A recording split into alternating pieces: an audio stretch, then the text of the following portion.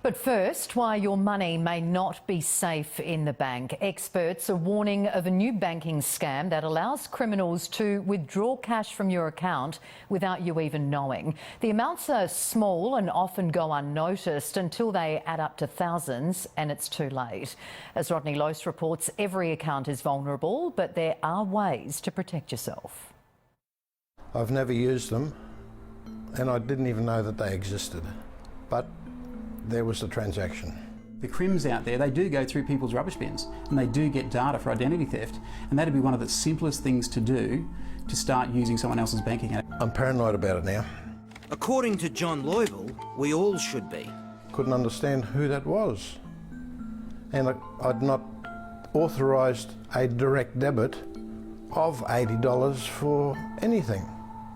So once I saw that, I started going back into the transaction history, and I found 4 other transactions weekly. In just over a month, John Loyble has had $2,000 siphoned from his business bank account. And if he hadn't have shut the account, it could have been a lot more.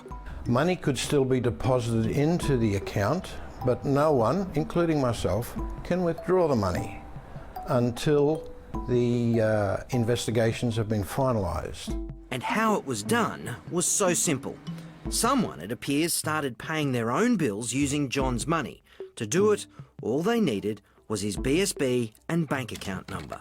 I have to do a song and dance to prove who I am to the bank. Fine, I can accept that.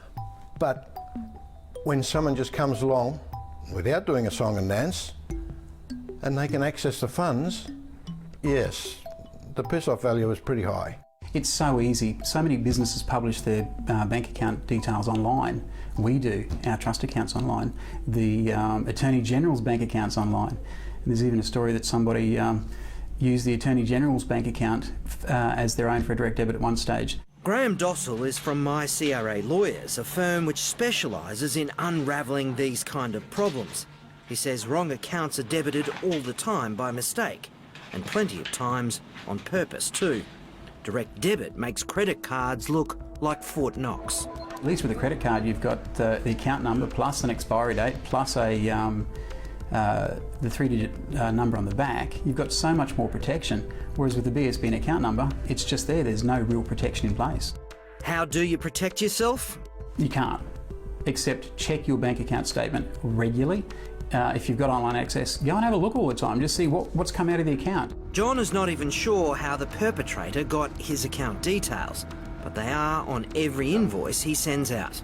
It appears that last month I presented a invoice to a client that I don't use too often, or they don't use me too often, and on that day they informed me that they had a breach in their email system and their computer systems were hacked.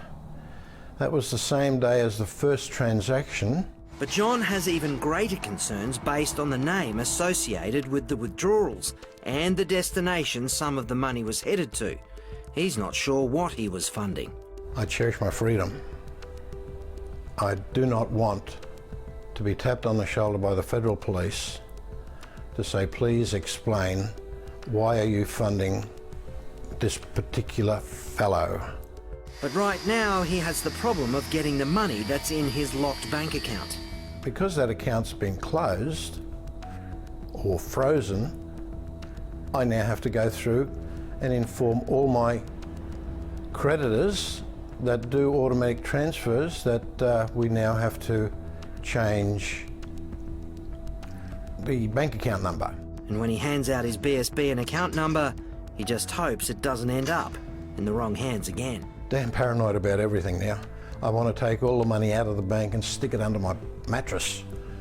At least there, I have a little bit of control in the bank.